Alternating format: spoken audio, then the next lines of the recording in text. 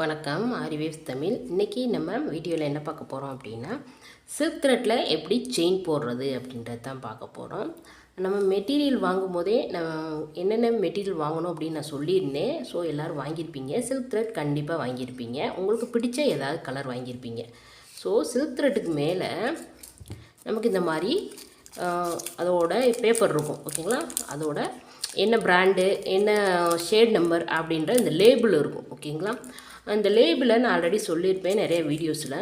இதோட shade number வந்து 72, இந்த க்ரீன் கலரோடது. ஓகேங்களா, இப்போ இந்த க்ரீன் கலர் தீந்துருச்சு அப்படின்னா இந்த ஷேட் நம்பர் 72 இதை காமிச்சா தான் வந்து ஆரி ஷாப்பில் மறுபடியும் இதே சேம் க்ரீன் கலர் கொடுப்பாங்க. ஓகேங்களா, இல்லை அப்படின்னா எனக்கு க்ரீன் கலர் அப்படின்னா அதில் நிறைய ஷேட்ஸ் இருக்குது. ஸோ ஷேட்ஸ் ரொம்ப முக்கியம் சில்க் த்ரெட்டில்.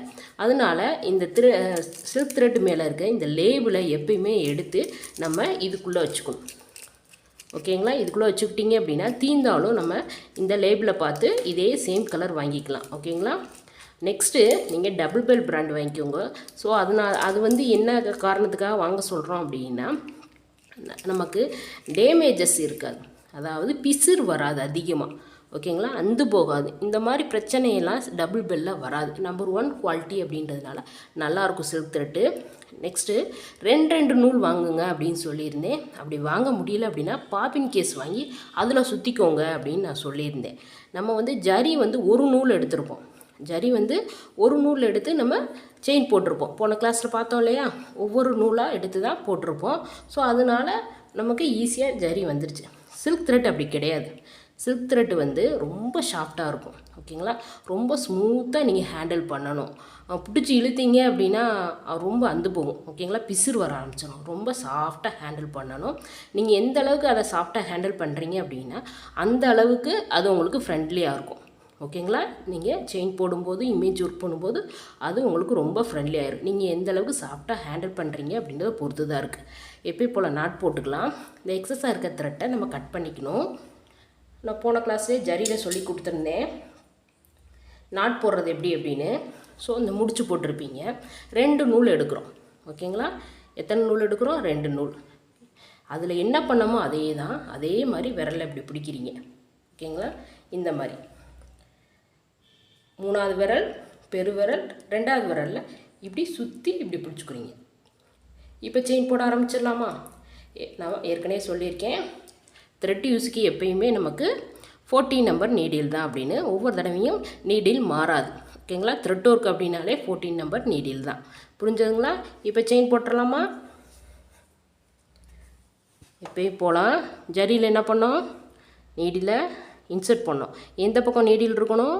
இந்த பக்கம். அந்த வளைவு வந்து இப்படி இருக்கணும், கீழ் நோக்கி இருக்கணும், மேல் நோக்கி இருக்கக்கூடாது, கீழ் நோக்கி இருக்கணும். சில்க் த்ரெட்டை அதில் மாட்டுறோம், அதாவது மாட்டி விட்றோம். இப்போ நாட் போய் கிளாத்து பக்கத்தில் வந்துடுச்சு. ஓகேங்களா, பிடிச்சி இழுத்தா வரல, பார்த்திங்களா, மாட்டிடுச்சு. இப்போ என்ன பண்ண போகிறோம்? மறுபடியும் நீடியில் இன்சர்ட் பண்ணுறோம். இதில் இப்படி சுற்றி விட்றோம், மாட்டி விட்றோம். வெளியே எடுக்கும்போது சின்ன ரொட்டேஷன் கொடுத்து இப்படி எடுக்கிறோம். இப்படி எடுக்கும்போது நிறைய பேர்த்துக்கு ஒரு த்ரெட்டு மட்டும்தான் வரும். இந்த மாதிரி இன்னொரு த்ரெட்டு வராது. ஏன் வராது அப்படின்னா, நீங்கள் பிக்னஸாக இருக்கீங்க அப்படின்றதுனால இது வரைக்கும் நம்ம ஒரு நூல் மட்டும்தான் எடுத்து ஒர்க் பண்ணியிருப்போம். ஸோ அதனால் நீடில் அதுக்கு தான் பழகியிருக்கும். ஓகேங்களா, ஸோ 2 நூல் எடுக்கும்போது அது கொஞ்சம் வித்தியாசமாக இருக்கும். உங்களுக்கு கையில் பிடிக்கும்போது கொஞ்சம் வித்தியாசமாக இருக்கும். ஸோ 2 நூலை நீங்கள் நீடில் மாட்டி விடும்போது ஒரு சில நேரங்களில் ஒரு நூல் தான் வரும். நீங்கள் ஒரு நூல் வச்சு ப்ராக்டிஸ் பண்ணக்கூடாது. இது பிக்னஸ் பண்ணுற பெரிய தப்பு. ஸோ பிக்னஸ் சந்திக்கிற மிகப்பெரிய ப்ராப்ளம் இது தான். ஒரு நூல் வருது மேம், பிசிறு வருது அப்படின்னு. நீங்கள் ஸ்மூத்தாக கீழே ஹேண்டில் பண்ணிங்க அப்படின்னா செயின் அழகாக வரும். மறுபடியும் இன்சர்ட் பண்ணுறோம், நீடில் சுற்றி விடுறோம். எடுக்கும்போது லெஃப்ட்டு ரைட்டு அப்படியே எடுக்கிறீங்க. இந்த ஹூக்கில் வச்சு எடுக்காதீங்க. ஜரியில் இந்த ஹூக்கில் வச்சு இப்படி பிடிச்சி இழுத்தோம் இல்லையா, அப்படியே எடுத்தோம். இதில் அப்படி எடுக்காமல் கொஞ்சம் தள்ளி, இந்த இடம் கொஞ்சம் கூர்மையாக இருக்குது இல்லையா நீடில், அந்த இடத்துல இப்படி எடுங்க. இப்படி எடுத்தீங்க அப்படின்னா சீக்கிரமாக உங்களுக்கு செயின் வந்துடும். 2வது பிசிறு வராது. ஒரு தடவை செயின் வரலைன்னா அந்த நூலை மறுபடியும் இப்படி பிடிச்சி இழுத்தீங்க அப்படின்னா, அந்த ஹூக்கில் மாட்டி இழுத்தீங்க அப்படின்னா பிசிறு வர ஆரம்பிச்சிடும். ஓகேங்களா, மறுபடியும் நீங்கள் கட் பண்ணிவிட்டு புதுசாக நாட் போட்டுட்டு மறுபடியும் செயின் போட ஆரம்பிச்சிடணும். ஓகேங்களா, அந்த தப்பை மறுபடியும் பண்ணாதீங்க. மறுபடியும் பிசிறு வரும். ஒரு சின்ன ரொட்டேஷன். ஓகேங்களா, வெளியே எடுக்கிறோம், எடுக்கும்போது ஒரு சின்ன ரொட்டேஷன் கொடுத்து இந்த எடுக்கிறோம். இதே மாதிரி தான் நீங்கள் செயின் போட போகிறீங்க. ஓகேங்களா? மறுபடியும் நீடில் பஞ்ச் பண்ணுறேன். த்ரெட்டை அதில் மாட்டிட்டேன். எடுக்கும்போது சின்ன ரொட்டேஷன் கொடுத்து இந்த மாதிரி எடுக்கிறேன், கொஞ்சம் தள்ளி. ஸோ இப்படி எடுத்தீங்க அப்படின்னா உங்களுக்கு பிசுறு வராது. 2 நூல் உங்களுக்கு நீடில் கரெக்டாக வந்துடும். ஒரு நூல் வர்றதுக்கு வாய்ப்பு இருக்காது. இந்த மாதிரி ப்ராக்டிஸ் பண்ணுங்கள். இதே மாதிரி நம்ம செயின் போட்டுகிட்டே வரலாம். ஓகேங்களா? இப்போ பெரிய பெரிய செயினாக போட்டுட்டோம். இப்போ அடுத்து நம்ம குட்டி குட்டி செயினாக போட்டு ப்ராக்டிஸ் பண்ணணும். இதுலேயும் அதே சேம் தான். நீட்டி த்ரெட்டை கட் பண்ணிவிட்டு வெளியே எடுத்துடணும். ஏன் அப்படின்னா என்ன நம்ம ப்ராக்டிஸ் பண்ணலை இல்லையா? ஸோ அதனால் இதை கீழே இப்படி பிடிச்சி நம்ம இழுத்து விட்டுக்கலாம். இல்லை அப்படின்னா 2 நூலையும் மேலே நம்ம முடிச்சு போட்டுக்கலாம். ஓகேங்களா? இந்த மாதிரி எடுத்துட்டிங்க அப்படின்னா நம்ம போட்ட செயின் கலண்டு வராது. ஸோ அதில் என்ன பண்ணோமோ சில்க் ஜரியில் அதே சேம் தான். இப்போ எடுத்து விட்டாச்சு. சரி, இப்போ குட்டி குட்டி செயினாக போடலாமா? ப்ராக்டிஸ் பண்ணலாமா? குட்டி குட்டி செயினாக எதுக்கு போடணும் அப்படின்னா நம்ம இனி வர்ற எல்லா இமேஜாக இருக்கட்டும், ப்ராஜெக்ட் ஒர்க்காக இருக்கட்டும், எல்லாமே ஓகேங்களா சில்க் த்ரெட்டில் தான் நம்ம ப்ராக்டிஸ் பண்ணுவோம். ஆரியில் 99% சில்க் த்ரெட் இதில் தான் நம்ம ஒர்க் பண்ண போகிறோம். ஓகேங்களா? அப்போ எவ்வளோ முக்கியமானது அப்படின்றது உங்களுக்கு தெரிஞ்சிருக்கும். நீங்கள் எந்த அளவுக்கு சாஃப்டாக ஹேண்டில் பண்ணுறீங்களோ ஸோ அந்த அளவுக்கு அதுக்கு உங்களுக்கு ஈஸியாக வந்துடும். 2வது, நீங்கள் த்ரெட்டை ஒர்க் பண்ணி முடிச்சுட்டு இப்படி போட்டாதீங்க, சிக்கலாயிரும். எந்த இடத்துல முடியுதோ அந்த முடிகிற இடத்துல கட் பண்ணிவிட்டு செல்லோ டேப் குட்டியாக கட் பண்ணி அந்த இடத்துல பேஸ்ட் பண்ணிக்கோங்க, ஒட்டிக்கோங்க. அப்போ தான் அந்த த்ரெட்டு வெளியே எடுத்துகிட்டே வராது, உங்களுக்கு பிசுறு வராது. நீங்கள் இப்படி ஒர்க் பண்ணிவிட்டு போட்டுட்டீங்க, கீழே போட்டுட்டீங்க அப்படின்னா அது பிசுறாகிக்கிட்டே இருக்கும். அடுத்த நூல்லையோ இல்லை இந்த மாதிரி நீடிலையோ சிக்கிக்கிட்டே இருக்கும். ஓகேங்களா? இதெல்லாம் அவாய்ட் பண்ணோம் அப்படின்னா, அதாவது பிசுறு அவாய்ட் பண்ணோம் அப்படின்னா இந்த டிப்ஸ்லாம் ஃபாலோ பண்ணிக்கோங்க. நீட்டாக ஒரு பாக்ஸில் போட்டு வச்சுக்கோங்க. ஓகேங்களா? இப்போது குட்டி குட்டி செயினாக ப்ராக்டிஸ் பண்ணலாம்.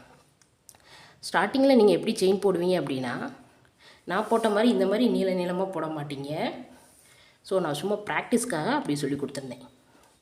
நீங்கள் எப்படி போடுவீங்க அப்படின்னா குண்டு குண்டாக போடுவீங்க. ஸோ குண்டு குண்டாக நமக்கு செயின் வரும். நம்ம அந்த கோல்டு செயின் கழுத்தில் போட்டிருந்தா எப்படி இருக்கும், அந்த மாதிரி குண்டு குண்டாக போடணும். ஸோ அதுதான் செயின். ஓகேங்களா? ஸோ நான் ஃபஸ்ட்டு ப்ராக்டிஸ்க்காக இந்த மாதிரி சொல்லி கொடுத்தேன். குண்டு குண்டு செயின் வரணும் அப்படின்னா சில்க் த்ரெட்டை நீங்கள் கொஞ்சம் லூஸ் விடணும் இந்த மாதிரி. ஸோ லூஸ் விட்டிங்க அப்படின்னா குண்டு குண்டாக நமக்கு செயின் கிடைக்கும். கழுத்தில் நம்ம கோல்டு செயின் போட்டிருக்கும் போது எப்படி இருக்குமோ சேம் அதே மாதிரி தான் இருக்கும். நீங்கள் ஜரியில் போடும்போதும் அந்த மெத்தட் தான் நீங்கள் ஃபாலோ பண்ணணும். அந்த குண்டு குண்டு செயின் கொஞ்சம் பெருசாக இருக்கலாம், ரொம்ப குட்டியாக இருக்குன்னு அவசியம் இல்லை. நம்ம நல்லா ப்ராக்டிஸ் பண்ணதுக்கப்புறம் நம்ம குட்டி குட்டியாக போட்டுக்கலாம். இப்போ கொஞ்சம் பெருசாக போட்டுக்கலாம். ஓகேங்களா? இந்த மாதிரி. ஸோ இந்த மாதிரி தான் உங்களுக்கு ஸ்டார்டிங்கில் வரும். இப்படி குண்டு குண்டாக போடும்போது கொஞ்சம் லூஸ் விடுவீங்க. விடும்போது இந்த மாதிரி தான் உங்களுக்கு ஃபஸ்ட்டு ஸ்டார்டிங்கில் இருக்கும். நீட்டான செயின் வராது. நீங்கள் பயந்துக்காதீங்க, நமக்கு நீட்டாக செயின் வரல அப்படின்னு நினச்சிக்காதீங்க. ஸோ இந்த மாதிரி தான் உங்களுக்கு வரும். ஓகேங்களா? இந்த இடத்துல இவ்வளோ தூரம் கேப்பு, ஒரு சில செயினில் கேப் இல்லாமல் இருக்கும். இந்த மாதிரி தான் ஃபஸ்ட்டு ஸ்டார்டிங்கில் நீங்கள் போடுவீங்க.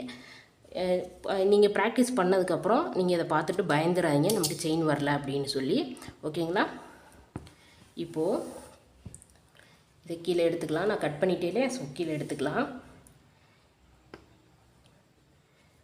ஜரியிலே இதே மாதிரி தான் பண்ண போகிறோம், சில்க் த்ரெட்டில் அதே மாதிரி தான் பண்ண போகிறோம். ஸோ அதனால் பயந்துக்க வேணாம். நீங்கள் பிகினர்ஸாக இருக்கீங்க அப்படின்றதுனால உங்களுக்கு இது கொஞ்சம் டிஃபிகல்ட்டாக இருக்க மாதிரி இருக்கும் ஹேண்டில் பண்ணுறது.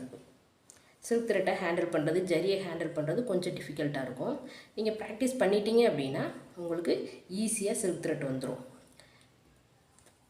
ஜரி ஸ்டார்டிங்கில் நமக்கு ஒவ்வொரு நூலாக எடுக்கும்போது ஈஸியாக இருக்குது அப்படின்னு நினைப்பீங்க. போக போக ப்ராக்டிஸ் பண்ணதுக்கப்புறம் உங்களுக்கு சில்க் த்ரெட்டு தான் ஈஸியாக இருக்குது அப்படின்னு நீங்களே சொல்லுவீங்க. அந்தளவுக்கு உங்களுக்கு ப்ராக்டிஸ் ஆயிரும். ஓகேங்களா? இப்போது அடுத்து இன்னொரு லைனை நம்ம செயின் போட்டுக்கலாம். நல்லா கவனமாக பாருங்கள். மறுபடியும் சொல்லி கொடுக்குறேன். 2 நூல் எடுத்துட்டு எவ்வளோ தூரத்துக்கு செயின் வேணுமோ நம்ம குட்டி குட்டி செயினாக தான் அடுத்து நம்ம ப்ராக்டிஸ் பண்ணணும். ஃபஸ்ட்டு ஒரு லைன் பெரிய செயின் போடுங்க, அடுத்து ஒரு லைன் அதை விட கொஞ்சம் சின்ன செயின், அடுத்து வரும்போது அதை விட குட்டி செயின் தான். ஓகேங்களா? ஒரே லென்த்தில் இருக்கக்கூடாது. அடுத்தடுத்து நம்ம செயினோட லென்த்தை கம்மி பண்ணணும். வைக்கிற லென்த்தை நம்ம கம்மி பண்ணி வச்சிட்டோம் அப்படின்னா நமக்கு அழகாக வந்துடும். இப்போது நான் செயினை கொஞ்சம் கம்மி பண்ணியிருக்கேன். ஓகேங்களா, அதோட அளவை இப்படி குட்டி குட்டியாக நீங்கள் செயின் போடணும். கீழே சில்க் த்ரெட்டை ரொம்ப டைட்டாக பிடிச்சி இழுத்துறாதீங்க. சில்க் த்ரெட்டு ரொம்ப முக்கியம். உங்கள் கவனம் சில்க் த்ரெட்டில் தான் இருக்கணும். ஜரியை காட்டி சில்க் த்ரெட் ரொம்ப ரொம்ப முக்கியம். பிசிறு வரக்கூடாது, அந்து போகக்கூடாது. முக்கியமாக நீங்கள் ஒர்க் பண்ணும்போது ஏன் அப்படின்னா இனி வர எல்லா ஸ்டிச்சுமே சில்க் த்ரெட் பேஸ் பண்ணி தான் இருக்குது. ஸோ எல்லா ஸ்டிச்சுமே நம்ம சில்க் த்ரெட்டை தான் போடுவோம். ஓகேங்களா, எடுக்கும்போது சின்ன ரொட்டேஷன் கொடுத்து இப்படி எடுக்கும்போது இந்த ஹூக்கில் மாட்டாமல் கொஞ்சம் தள்ளி எடுத்தீங்க அப்படின்னா உங்களுக்கு அந்த பிசுறோ த்ரெட் கட் ஆகுறதோ இந்த மாதிரி பிரச்சனைலாம் வராது. ஒரு நூல் வர்றது இந்த மாதிரிலாம் வராது. அவ்வளோதான். இப்போ நான் போட்டிருக்கேன் செயின், இதே மாதிரி தான் எனக்கு செயின் நீங்கள் போட்டு காட்டணும். புரிஞ்சதுங்களா நான் எப்படி போட்டிருக்கேன் அப்படின்னு? ஃபஸ்ட்டு பெரிய செயின் போட்டிருந்தேன், அதை விட குட்டி செயின் போட்டேன். இந்த மாதிரி தான் உங்களுக்கு வரும். செகண்ட் டைம் போடும்போது, தேர்ட் டைம் போடும்போது ப்ராக்டிஸ் பண்ணும்போது இந்த மாதிரி வந்துடும். இந்த மாதிரி பிசுறு இல்லாமல் நீட்டாக அழகாக வந்துடுச்சு அப்படின்னா நம்ம அடுத்து நம்ம இமேஜ் ஒர்க் பண்ண ஆரம்பிச்சிடுவோம். ஓகேங்களா, இப்போ புரிஞ்சதுங்களா? ஏதாவது டவுட் இருக்குது அப்படின்னா வாட்ஸ்அப்பில் கேளுங்க. நான் கொஞ்சம் பொறுமையாக சொல்லி கொடுத்துருக்கேன் அப்படின்னு நினைக்கிறேன். புரியல அப்படின்னா வாட்ஸ்அப்பில் தாராளமாக கேட்கலாம். நான் உங்களுக்கு மறுபடியும் ரிப்பீட் பண்ணுறேன் உங்களோட டவுட்டை. நெக்ஸ்ட் வந்து ஜரியிலேயும் சில்க் த்ரெட்டில் எப்படி என்ன போடுறது அப்படின்றத பார்ப்போம். தேங்க்யூ.